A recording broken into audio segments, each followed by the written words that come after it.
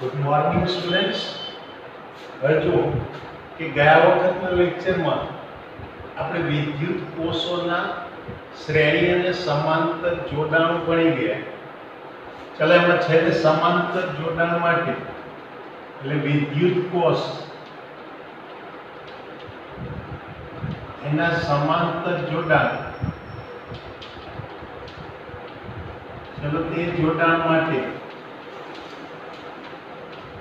એના પરિણામી એટલે સમતુલ્ય પેલા EMF એટલે E equivalent upon R equivalent બરાબર આપણને શું મળતું હતું? E1 upon R1 plus E2 upon R2. અને R ઇક્વિવેલેન્ટ માટે આપણને સૂત્ર મળતું હતું 1 અપોન R ઇક્વિવેલેન્ટ બરાબર 1 અપોન R1 વત્તા 1 અપોન R2. આ રીતે મળે. ચાલો આમાંથી આને સાદુરૂપ આપું તો R ઇક્વિવેલેન્ટ ની જગ્યાએ હું લખી શકું R1 R2 છેદમાં R1 પ્લસ R2. તો એ કિંમત આપણે આ સૂત્રમાં મૂકી દઈએ. ચાલો એમાં મૂકીએ એટલે હવે E ઇક્વિવેલેન્ટ બરાબર R equivalent into E1 upon R1 plus E2 upon R2. એનો અર્થ એ કે અહીંયા આગળ હું આમ લખી શકીશ કે આ R1 R2 upon R1 plus R2 into bracket E1 upon R1 plus E2 upon R2. ચલો હવે આને સાદુરૂપ આપો. તો એને સાદુરૂપ આપશો એટલે અહીંયા આગળ જોઈ શકાય કે આ R ઇક્વિવેલેન્ટ જે છે તો એ R ઇક્વિવેલેન્ટ માટે હું હજુ આને આમ લખી શકું. જુઓ કે R1 R2 upon R1 plus R2. તો અહીંયા કૌંસમાં શું લખાશે? E1 R2 plus E2 R1 upon R1 R2. એટલે R1 R2 અહીંયા આગળ આ કેન્સલ થાય. પરિણામે હવે આ બાજુ આપણી પાસે પદ રહેશે E1 R2 upon R1 plus R2 વત્તા E2 R1 upon R1 plus R2. તો આ રીતે અહીંયા આગળ જોવા મળે. એટલે આ પ્રકારે આપણી પાસે એવું કંઈક સમીકરણ પણ અહીંયા આગળ મેળવી શકાય. તો આ પણ આપણને એના પરિણામી EMF માટેનું એક સૂત્ર આવું આપણી પાસે આવી શકે. એટલે આ સૂત્ર એ આપણે અહીંયા આગળ લઈ શકીએ. તો આવી રીતે પણ તમે આ સૂત્ર અહીંયા આગળ મેળવી શકશો. એટલે આને ટૂંકમાં આ માટેમાં આમ લખી શકું કે E બરાબર E1 R2 plus E2 R1 upon R1 plus R2. એટલે આ પરિણામી EMF માટેનું સૂત્ર મળે. તો આ તો આપણા વિદ્યુત કોષોના સંયોજનોની વાત હતી. હવે જોઈએ કે મારે કિર્ચોફના નિયમો ભણવા છે. તો એના માટે પહેલા મારે અમુક પદો અહીંયા આગળ જાણવા પડશે. તો આવા પદો એટલે શું કહી શકાય? તો જોઈએ કે કિર્ચોફના નિયમ.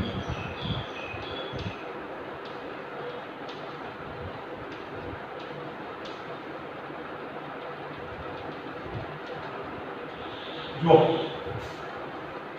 કિર્ચોફના નિયમો માટે શું કહેવાય કે આપણે વિદ્યુત પરિપથનું વિશ્લેષણ કરવા માટે એક ઓહમનો નિયમ આપણે ભણી ગયા કે જ્યાં ઓહમના નિયમમાં વોલ્ટેજ V બરાબર પ્રવાહ I ગુણ્યા અવરોધ R. હવે આ ઓહમના નિયમનો ઉપયોગ શું હતો? તો કે આપણા પરિપથ માટે આપણને V, I અને R આ ત્રણમાંથી કોઈ બે કિંમત આપેલી હોય તો ત્રીજી કિંમત આપણે નિયમનો ઉપયોગ કરી અને સૈદ્ધાંતિક રીતે શોધી શકતા હતા. એટલે એનો અર્થ એ કે આવા સાદા વિદ્યુત પરિપથોનું આપણે વિશ્લેષણ ઓહમના નિયમની મદદથી કરતા હતા. પણ વાસ્તવમાં આપણી પાસે દર વખતે એકદમ સાદા સરળ વિદ્યુત પરિપથ હોવા જરૂરી નથી. ક્યારેક વિદ્યુત પરિપથ આપણને કંઈક અટપટો જટિલ પણ મળે અને એવા જટિલ પરિપથોનું મારે વિશ્લેષણ કરવું હોય ત્યારે ઓહમના નિયમ એકલો પૂરતો નથી. એટલે એ વખતે ઓહમના નિયમ ઉપરાંત કિર્ચોફના નિયમો મળશે. એ ઉપરાંત બીજા કેટલાક નિયમો એના ઉપયોગ કરીએ ત્યારે એવા જટિલ પરિપથોના વિશ્લેષણ થાય. તો આવા જટિલ પરિપથ એટલે શું કહેવા માંગે છે? જુઓ કે માનો કે આ કોઈ એક પરિપથ, એમાં એક અવરોધ, અહીંયા આગળ આ કોઈ એક બેટરી, આ કોઈ ઇન્ડક્ટર, આ કોઈ અહીંયા આગળ માનો કે બે પાછો અહીંયા બીજી બેટરી, અહીંયા આગળ જુઓ તો પાછો આપણને અવરોધ જોડી આપેલો છે. અહીંયા માનો કે આ કેપેસિટર છે. જો યાદ રાખજો કેપેસિટર અને બેટરીમાં આ તફાવત છે. અહીંયા ધારો કે આ પાછું ઇન્ડક્ટર છે. હવે અહીંયા આગળ ઇન્ડક્ટર મૂક્યા પછી અહીંયા ધારો કે આ તમને બેટરી આપેલી છે.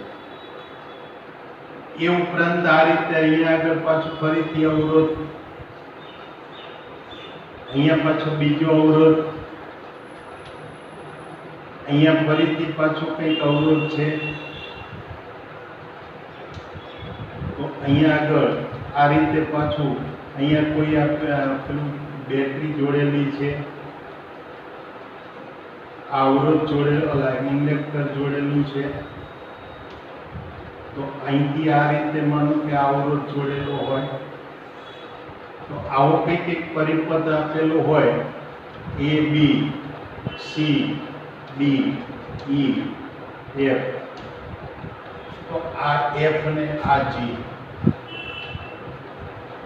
તો આ પ્રકારનો પરિપથ એ કંઈ એકદમ સાદો સરળ પરિપથ નથી.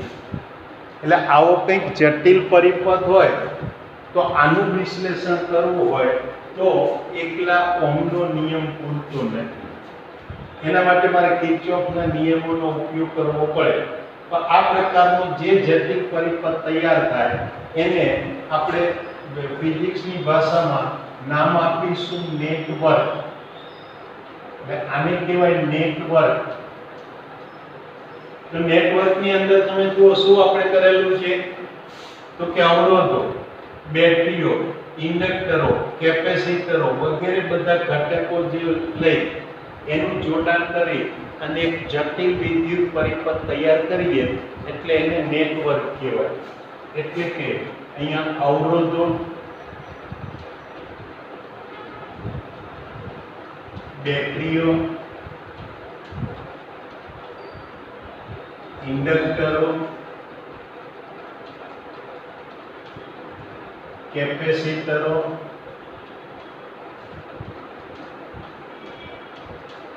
વગેરેના જોડાણથી બનતા જટિલ વિદ્યુત પરિપથને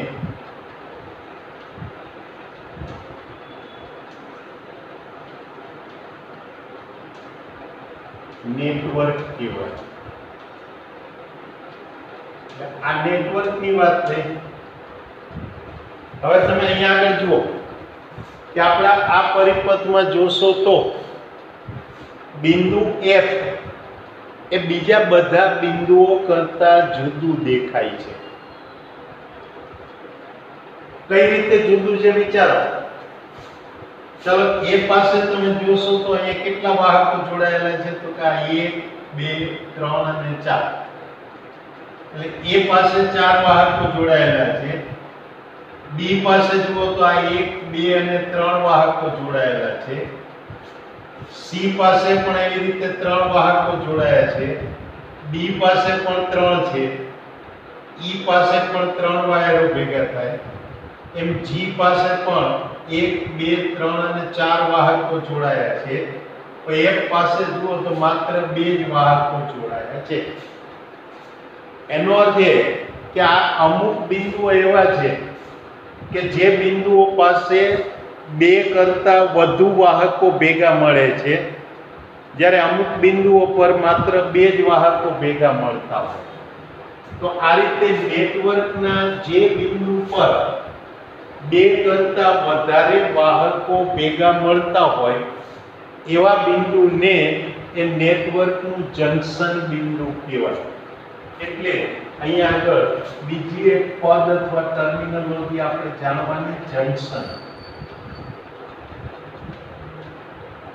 કે નેટવર્કના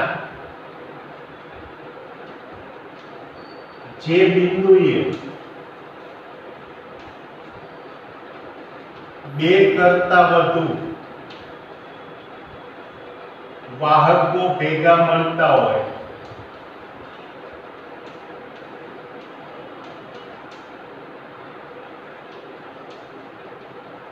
તે બિંદુને નેટવર્કનું જંકશન બિંદુ અથવા એને બ્રાન્ચ પોઈન્ટ કહેવાય.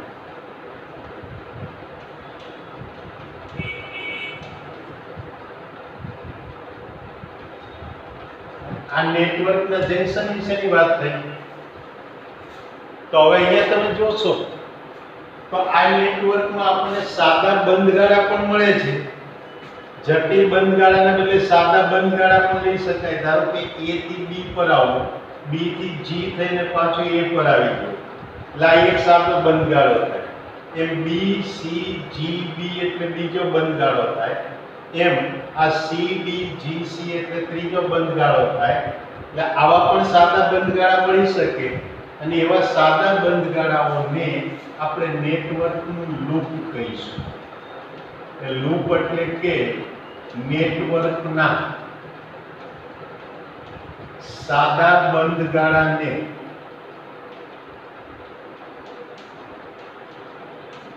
તેનું લૂપ કહેવાય. આનો અર્થ એ કે નેટવર્કની અંદર એક કરતા વધારે લૂપ આવેલા હોય. જરૂર નથી કે માત્ર એક જ લૂપ આવેલું હોય. એટલે કોઈ પણ વિદ્યુત પરિપથ એ આવા એક કરતા વધારે લૂપથી બનેલું હોય. જ્યારે એક જ લૂપ હોય ત્યારે સાદો બંધ પરિપથ કહેવાય, અને એક કરતા વધારે લૂપને જટિલ રીતે જોડેલા હોય ત્યારે એ નેટવર્ક બની જાય. એટલે આ રીતે આ નેટવર્કની અહીંયા આગળ વાત થઈ, એની ટર્મિનોલોજીની વાત થઈ કે એના લૂપને એ જંકશન અને નેટવર્ક કોને કહેવાય, લૂપ કોને કહેવાય, જંકશન કોને કહેવાય. ચાલો ત્યાર પછી હવે જોઈએ કે કિર્ચોફનો પ્રથમ નિયમ.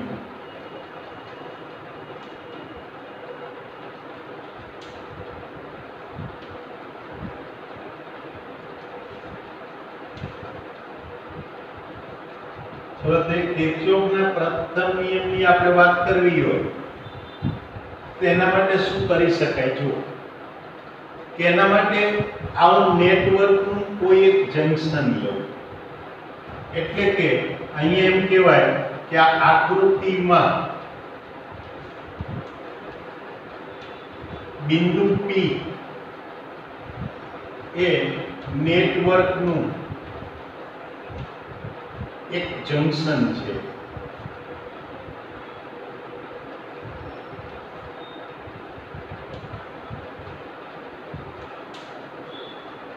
ચાલો હવે જંકશન છે એટલે જંકશન પાસે તો એક બે કરતા વધારે વાહકો ભેગા મળતા હોય. તો માનો કે હું આવા 4 કે 5 વાહકો ભેગા મળતા બતાવું.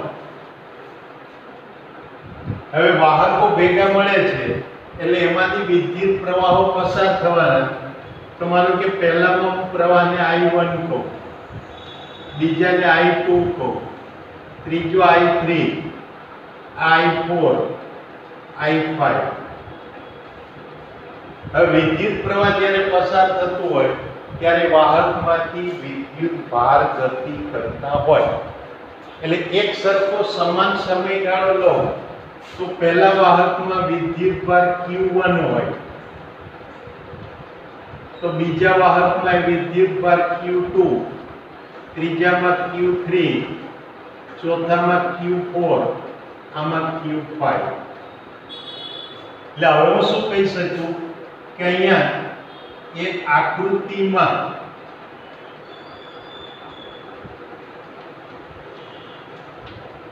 એ જંકશન પાસે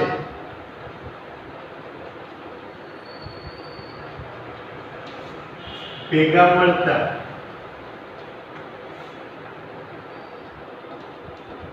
વાહકોમાંથી પસાર થતા વિદ્યુત પ્રવાહો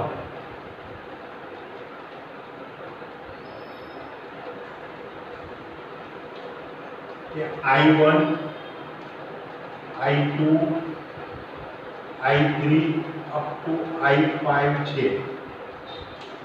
ચલો આ પ્રવાહોનું નિર્માણ કેવી રીતે થયું? તો કે આ પ્રવાહોનું નિર્માણ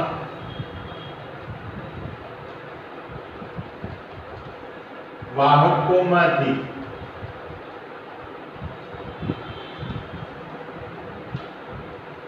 સમાન સમયગાળા T માં, યાદ રાખજો અહીં સમયનો ગાળો આપણે સરખો લઈએ છીએ,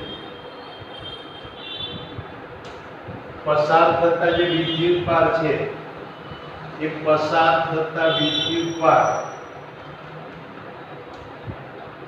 એટલે આ જે વિદ્યુતભારો પસાર થવાના એ અનુક્રમે Q1, Q2 આ રીતે Q5 ના વહનને કારણે થાય છે.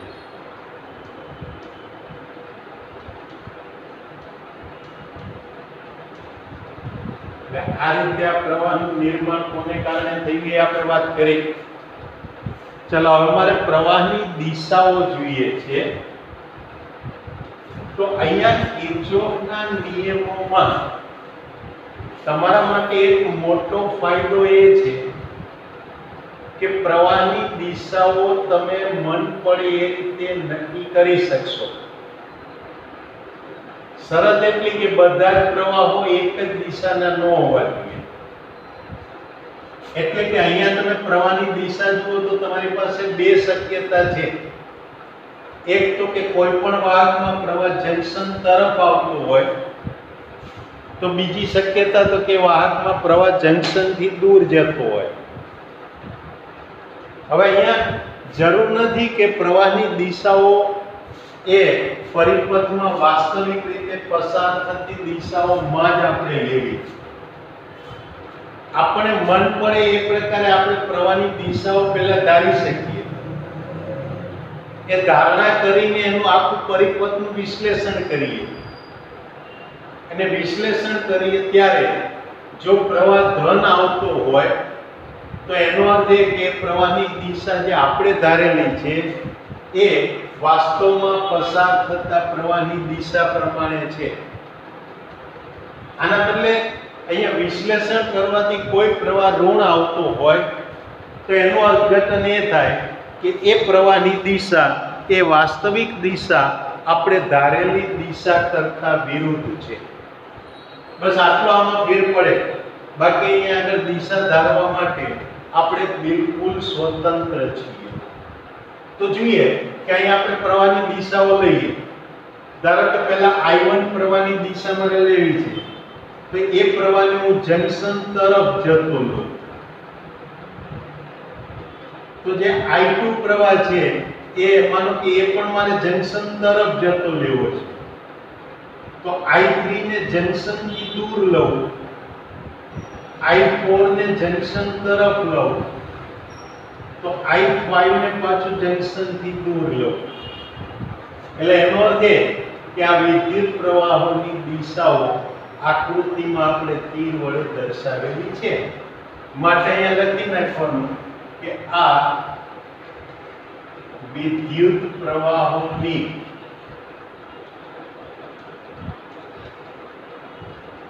દિશાઓ એ આકૃતિમાં તીર વડે દર્શાવેલ છે.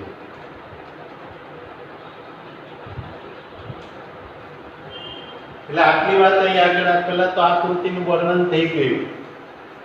હવે આપણે જોઈએ કે આમાં અમુક વિદ્યુતભાર છે જંકશન તરફ જાય છે, અમુક વિદ્યુતભાર જંકશન થી દૂર જાય છે. એટલે આપણે અહીંયા કહીએ કે જંકશન તરફ જતા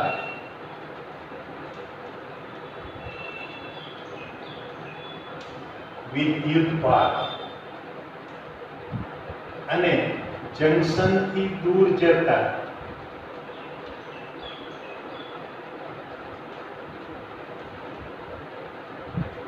વિદ્યુતભાર.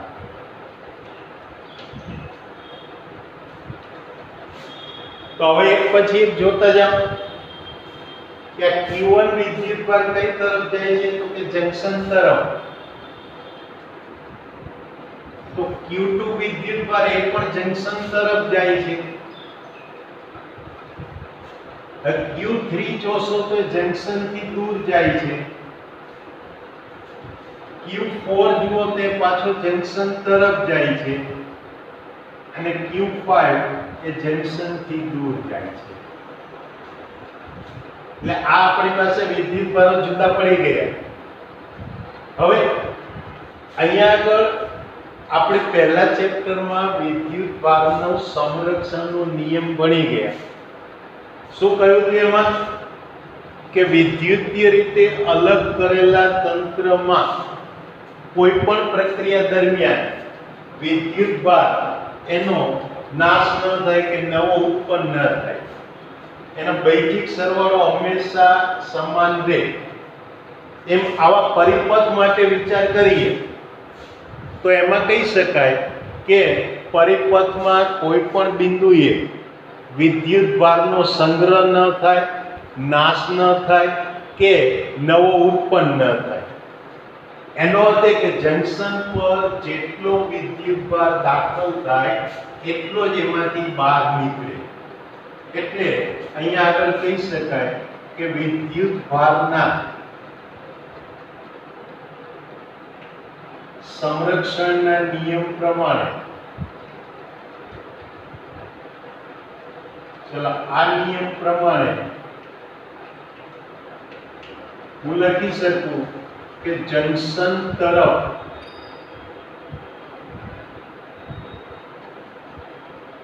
જતો કુલ વિદ્યુતભાર બરાબર જંકશન થી દૂર જતો કુલ વિદ્યુતભાર થાય.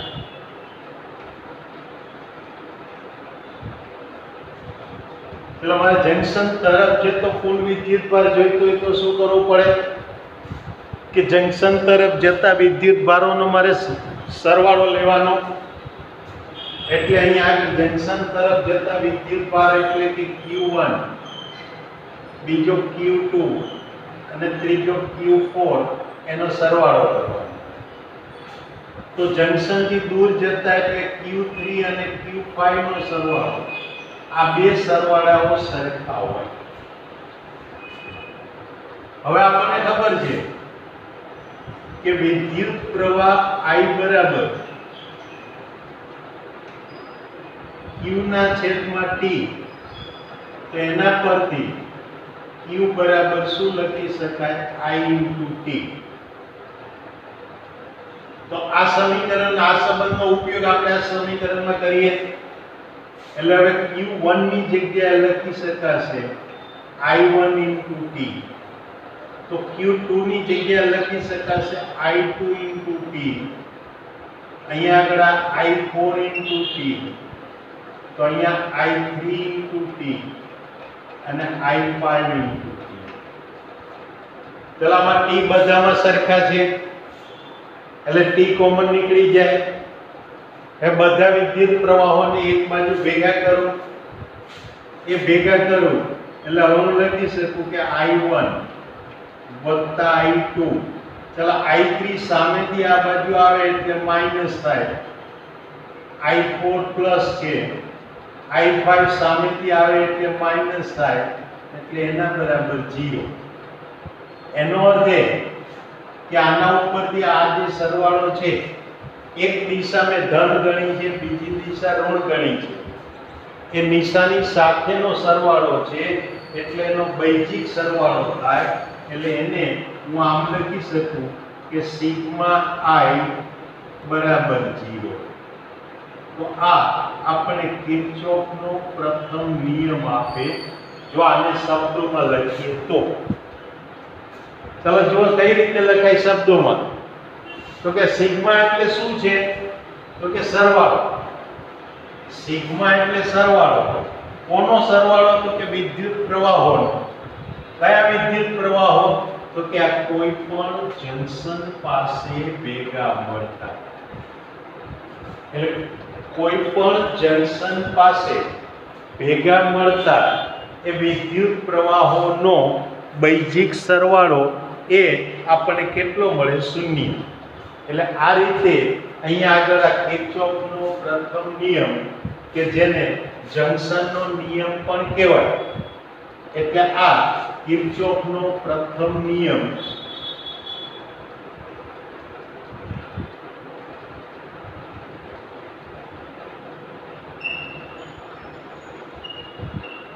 કે જેને જંકશનનો નિયમ પણ કહેવાય.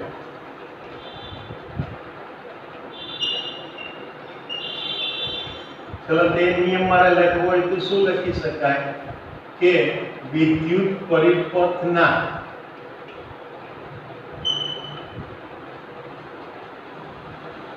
કોઈ પણ જંકશન પાસે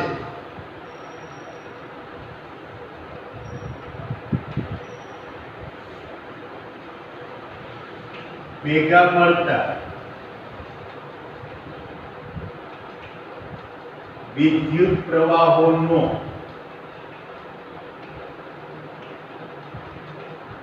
બૈજિક સરવાળો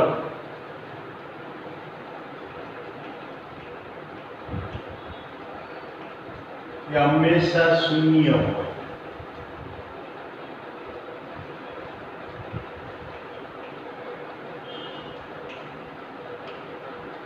આ આપણને કિર્ચોફનો પ્રથમ નિયમ મળે અથવા જંકશનનો નિયમ મળે. તો આ આપણે અહીંયા આગળ વાત કરી કિર્ચોફના નિયમની. હવે આવતી વખતના લેક્ચરમાં આપણે જોઈશું કિર્ચોફનો બીજો નિયમ. ત્યાં સુધી આપણે રજા લઈએ. આવજો. Good bye.